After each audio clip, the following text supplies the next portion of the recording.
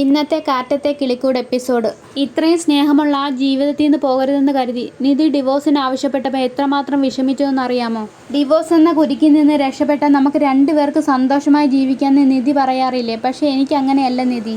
നിധിയുടെ കൂടെ ജീവിക്കുന്നതിൽ വലിയ സന്തോഷം എനിക്കില്ല. താൻ എൻ്റെ ഭാര്യയായിട്ട് ഇരിക്കുന്നതാണ് എനിക്കിഷ്ടം. തമ്മി പിരിയുന്ന കാര്യം എനിക്ക് ആലോചിക്കാനേ പറ്റുന്നില്ല. തനിക്ക് എപ്പോഴെങ്കിലും നാച്ചുറലായിട്ട് എന്നോട് ഇഷ്ടം തോന്നട്ടെ എന്ന് കരുതി ഞാൻ ഇരുന്നതാണ്. പലപ്പോഴായി ഞാനത് കാണിക്കാൻ ശ്രമിച്ചിട്ടുണ്ട്. പക്ഷെ നിധിക്ക് അത് മനസ്സിലായില്ല. നമ്മുടെ മാരേജ് ഫേക്ക് മാരേജ് ആണെന്ന് നിധി പറയുമ്പോൾ അങ്ങനെയല്ല, ഞാൻ റിയലായിട്ടാണ് കാണുന്നതെന്ന് എനിക്ക് പറയണമെന്നുണ്ടായിരുന്നു. നിധിയോട് എനിക്ക് പറയണമെന്നുണ്ടായിരുന്നു. പക്ഷേ എനിക്ക് പേടിയായിരുന്നു. നിധി എങ്ങനെ റിയാക്ട് ചെയ്യുമെന്ന് അറിയത്തില്ലായിരുന്നു. ഇപ്പം ആ പേടിയില്ലയോ എന്ന് ചോദിച്ചു കഴിഞ്ഞാൽ ഇനി ആ പേടിയും വെച്ച് മനസ്സിൽ വെച്ചുകൊണ്ടിരുന്നാൽ ശരിയാവത്തില്ലെന്ന് തോന്നി. ഉള്ളിലുള്ളതെല്ലാം തുറന്ന് പറയാമെന്ന് കരുതി. പ്രേമമൊക്കെ ഒറ്റയ്ക്ക് ചുമക്കുന്നത് ഭാരമാണ് നിധി. എന്നെക്കൊണ്ട് പറ്റുന്നില്ല നിധി. ശപിക്കപ്പെട്ട ജീവിതത്തിൽ നിന്ന് മരം കിട്ടിയതുപോലെയാണ് തന്നെ കിട്ടിയപ്പോൾ. ഇപ്പം തന്നെ എനിക്ക് വിട്ട് കളയാൻ പറ്റുന്നില്ല.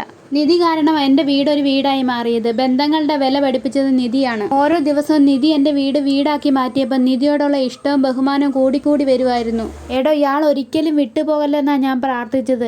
ഇയാൾ ഹോസ്റ്റലിലേക്ക് പോയപ്പോൾ എനിക്ക് ഭ്രാന്ത് പിടിക്കുമായിരുന്നു. ഇയാളില്ലാത്ത ജീവിതം എത്ര ബോറാന്ന് എനിക്ക് അപ്പോഴാണ് മനസ്സിലായത്. നിധി, നമുക്ക് ഈ ഡിവോഴ്സും പരിപാടിയും ഒന്നും വേണ്ട. ഇയാളെ ഞാൻ സിൻസിയറായിട്ടാണ് സ്നേഹിക്കുന്നത്. നമുക്ക് ഒരുമിച്ച് ജീവിച്ചാലോ? ഹലോ, താനെന്താ ഒന്നും പറയാത്തത്? സംസാരിച്ചു കഴിഞ്ഞു. ഞാൻ പറഞ്ഞ വല്ലതും കേട്ടായിരുന്നോ? ആ, കേട്ടു. എന്നാ പറ. ഇയാളൊന്നും പറയാതിരുന്നാൽ ഞാനെന്താ വിചാരിക്കുന്നത്? താൻ എന്നെ സ്നേഹിക്കുന്നു എന്നല്ലേ പറഞ്ഞേ? ആദ്യം കണ്ട മാത്രമേ തന്നെ എനിക്ക് ഇഷ്ടമായിരുന്നു. പിന്നെ കൂട്ടിമുട്ടുമെന്ന് പോലും അറിഞ്ഞുകൂടായിരുന്നു. പിന്നെ കണ്ടപ്പോൾ പിന്നെ അത് സ്നേഹം കൂടിക്കൂടി വന്നു. നിധിക്ക് എന്നെ കുറച്ചൊക്കെ ഇഷ്ടമായി തുടങ്ങിക്കാണും അല്ലേ എന്ന് ഞാൻ പറഞ്ഞോ? നിങ്ങളെ ഇഷ്ടപ്പെടാൻ എന്തെങ്കിലും ഒരു കാരണം പറയാമോ? ഞാൻ നിങ്ങളെ ഇഷ്ടപ്പെട്ടെന്ന് പറഞ്ഞില്ലേ? ഇഷ്ടപ്പെടാൻ വേണ്ടി ഒരു കാരണം പറയാമോ? അങ്ങനെ ചോദിച്ചു കഴിഞ്ഞാൽ നിധി പറയുന്നത് ഞാൻ എല്ലാം ചെയ്തു തന്നിട്ടില്ലയോ? സർട്ടിഫിക്കറ്റ് വേണമെന്ന് പറഞ്ഞപ്പോൾ അതൊപ്പിച്ചു തന്നു. തിരുവനന്തപുരത്ത് ജോലി വേണമെന്ന് പറഞ്ഞപ്പോൾ അതൊപ്പിച്ചു തന്നു.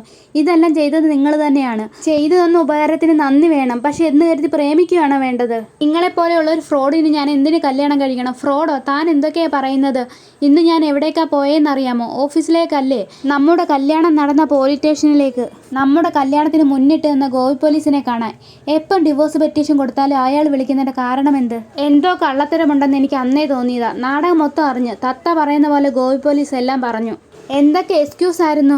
കോടതി പറഞ്ഞിട്ടുണ്ടായിരിക്കും, അല്ലെങ്കിൽ വക്കീല് പറഞ്ഞിട്ടുണ്ടായിരിക്കും. ഒരു നാണമില്ലാതെ എങ്ങനെ നുണ പറയാൻ തോന്നുന്നു? ഗോവി പോലീസിനെ വിളിച്ചതും ഗോവി പോലീസിനെ കണ്ടതും നിങ്ങളാണ്. നിങ്ങൾ നിർബന്ധിച്ചോണ്ടാവും ഗോവി പോലീസ് എന്നെ വിളിച്ചത് അല്ലേ? എടോ, അതല്ല.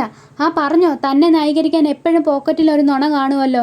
എടോ, എനിക്ക് തന്നെ അത്രയ്ക്ക് വലിയ ഇഷ്ടമായിരുന്നു. ഡിവോഴ്സ് വേണ്ടെന്ന് വെക്കാൻ വേറൊരു വഴിയും കണ്ടില്ല. പോലീസ് സ്റ്റേഷനിൽ നിന്ന് വിളിച്ചു പറഞ്ഞാൽ താൻ വിശ്വസിക്കുമെന്ന് കരുതി. ഞാനൊരു മണ്ടിയാണല്ലോ. ഡിവോഴ്സിന് അപ്ലൈ ചെയ്ത് കഴിഞ്ഞാൽ കോടതി പോലീസിനെ അറിയിപ്പിച്ച് അവർ നമ്മളെയും കൊണ്ട് വിളിപ്പിച്ച് ഇത്രയും വിദ്യാഭ്യാസമുള്ള എന്നെ നിങ്ങൾ പറ്റിച്ചില്ലയോ? ഞാനൊരു മരക്കഴുതയാണ്. അങ്ങനെയൊന്നും അല്ല. വിശദീകരിക്കാൻ എനിക്കല്ല. അത് കേൾക്കുമ്പോൾ എനിക്ക് കലി കയറി വരും. ആധാർ കാർഡ് ഇല്ലാതെ നമ്മുടെ കല്യാണം എങ്ങനെ കഴിഞ്ഞെന്ന് ഞാൻ ചോദിച്ചില്ലേ?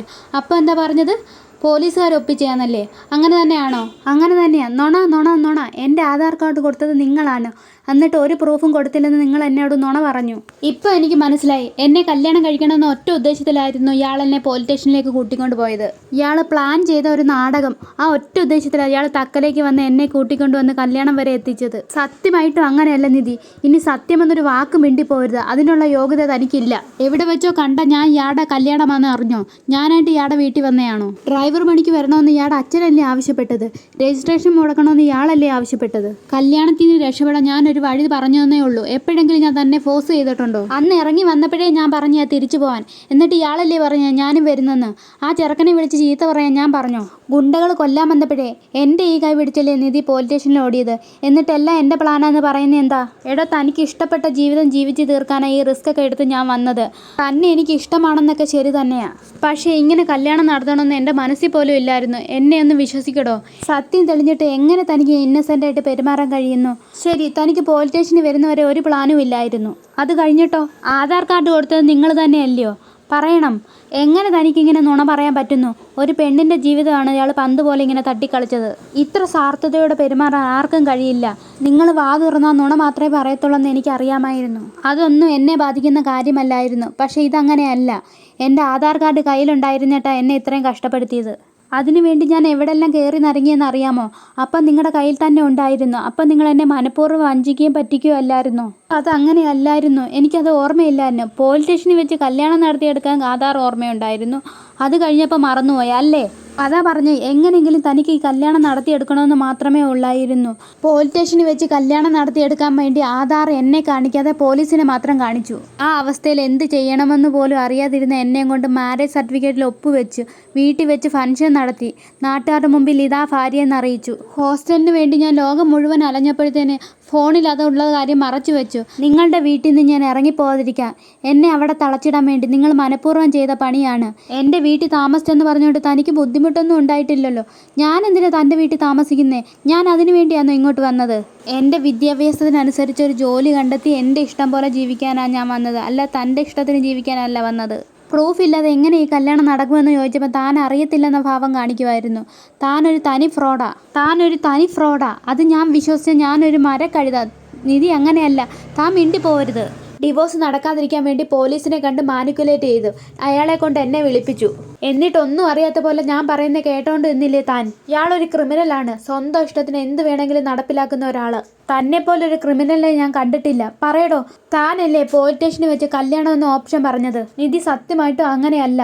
പോലീസുകാർ വെച്ച് നമ്മൾ ലവേഴ്സ് ആണ്. അങ്ങനെ അന്ന് പറഞ്ഞില്ലായിരുന്നു. ഇയാളുടെ അച്ഛൻ്റെ കൂടെ ഇയാളെ പറഞ്ഞു വിട്ടേനെ. അത് ഒഴിവാക്കാൻ വേണ്ടി ചെയ്തതാണ്. കല്യാണം കഴിക്കണമെന്ന് പറഞ്ഞപ്പോൾ ഞാനൊന്ന് പതറിയതാണ്.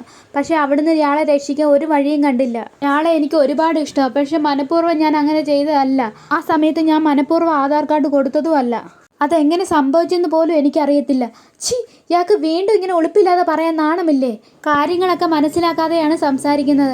അന്ന് കല്യാണം നടന്നില്ലായിരുന്നെങ്കിൽ തന്നെ ഓസ്ട്രേലിയക്കാരനെയും കൊണ്ട് കെട്ടിച്ചേനെ. അന്ന് കല്യാണം നടന്നതുകൊണ്ട് മാത്രമാണ് സ്വന്തം ഇഷ്ടപ്രകാരം ജീവിക്കാനും സ്വന്തം ഇഷ്ടപ്രകാരം ജോലിക്കും പോകാനും പറ്റുന്നത്. കല്യാണം കഴിയാതെ ജോലിക്ക് പോയിരുന്നെങ്കിൽ അവർ ഉറപ്പായിട്ടും പിടിച്ചുകൊണ്ട് പോയനെ. ആ സ്ഥിതിക്ക് നിധിക്ക് എന്നെയും കൊണ്ട് ഉപകാരമില്ലേ നിധി? വെറുതെ എന്നെ കുറ്റവാളിയായിട്ട് സംസാരിക്കല്ലേ. താൻ കുറ്റവാളി തന്നെയാ. സ്വന്തം തെറ്റുകളെ ന്യായീകരിക്കുന്ന കുറ്റവാളി.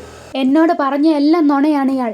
വീടിനെ പറ്റി, വീട്ടുകാരെ പറ്റി, കുടുംബത്തെപ്പറ്റി പറഞ്ഞതെല്ലാം നുണയാണ്. എല്ലാം എനിക്ക് മനസ്സിലായെന്ന് അറിഞ്ഞിട്ടും പിന്നെ നുണ പറയുന്ന വഞ്ചകൻ, ദ്രോഹൻ, തനി കുറ്റവാളി. തൻ്റെ അടുത്ത് എനിക്ക് നിൽക്കാനേ നാണക്കേടാ. ആ താനാ എനിക്ക് പ്രപ്പോസലായിട്ട് വരുന്നതല്ലേ? ഇങ്ങനെ നുണ പറയുന്നവനാണാണോ? തന്നെ ഞാൻ സ്നേഹിക്കണം അല്ലേ? നിങ്ങളോടുള്ള അല്പമുള്ള അടുപ്പവും കൂടെ പോയി. ചെയ്തു തന്ന ഉപകാരത്തിന് നന്ദി. ചെയ്തു തന്ന ഉപകാരത്തിന് ഇനി അഡ്വാൻറ്റേജ് എടുക്കാൻ വരരുത്. തന്നെപ്പോലെയുള്ള മനുഷ്യന്മാരെ കാണുന്ന പോലും അറപ്പാ. പിന്നെയല്ലേ പ്രേമം. ഇനി ഈ കല്യാണത്തെ റിയൽ മാരേജ് ആക്കാൻ നോക്കണ്ട. ഞാൻ ഇപ്പോൾ എടുത്ത തീരുമാനത്തിൽ ഏറ്റവും നല്ല തീരുമാനമാണ് ഡിവോഴ്സ്. ഇനി എൻ്റെ മുന്നിൽ പോലും വരല്ലോ. പറഞ്ഞില്ലെന്ന് വേണ്ട. നിധി ഞാൻ പറയുന്ന കേൾക്ക്. നിധി പിന്നെ ഓട്ടോ വിളിച്ച് വീട്ടിലേക്ക് വരുന്നു. സ്കൂട്ടി എടുത്ത് സുധീഷും വരുന്നു. സുധീഷ് പിന്നെ മോൻ കഴിയിട്ട് വരുന്നു. എന്ത് പറ്റി സുധീഷ് ചേട്ടാ? പറഞ്ഞില്ലേ? നിങ്ങളാരും കിടന്നില്ലയോ? ഞങ്ങൾ ചോദിച്ചതിന് ഉത്തരം പറ. ഇല്ല, സമയം കിട്ടിയില്ല. പോയിട്ട് ഇത്രയും നേരമായിട്ട് സമയം കിട്ടിയില്ലയോ? അതല്ലടാ, അതിന് പറയാനുള്ള സമയമായിട്ടില്ല. ഇന്ന് ഇത്രയും നേരം എന്ത് ചെയ്യുമായിരുന്നു? ചുമ്മാ സംസാരിച്ചുകൊണ്ടിരിക്കുമായിരുന്നു. ഇതിനാണ് ഇത്ര വലിയ ബിൽഡപ്പ് ചെയ്ത് പോയത്. ഇന്ന് എന്തായാലും സുഭാഷ് ചേട്ടനോട് ഓപ്പണായിട്ട് സംസാരിക്കുമെന്ന് ഞാൻ തള്ളി വെച്ചിരിക്കുമായിരുന്നു. ഞാൻ കിടക്കാൻ പോവാ. പിന്നെ സുധീഷും വന്ന് കിടക്കുന്നു. സുഭാഷ് ചേട്ടൻ ചോദിക്കുന്നു കഴിച്ചോന്ന്. കഴിച്ചില്ല. കഴിച്ചു. ഞാൻ വിചാരിച്ചു അവൻ ഉറപ്പായിട്ടും പറയുമെന്ന്. Same pitch. എടാ വിടടാ, അവന് സമയമായില്ലെന്ന് തോന്നിക്കാണും. സമയമാകുമ്പോൾ അവൻ തന്നെ പറയും. നിങ്ങൾ കിടന്ന് ഉറങ്ങാൻ നോക്ക്. ഇത്രയും കാണിച്ചുകൊണ്ടാണ് എപ്പിസോഡ് അവസാനിക്കുന്നത്. ഈ വീഡിയോ കാണുന്നത് സബ്സ്ക്രൈബ് ചെയ്യണേ.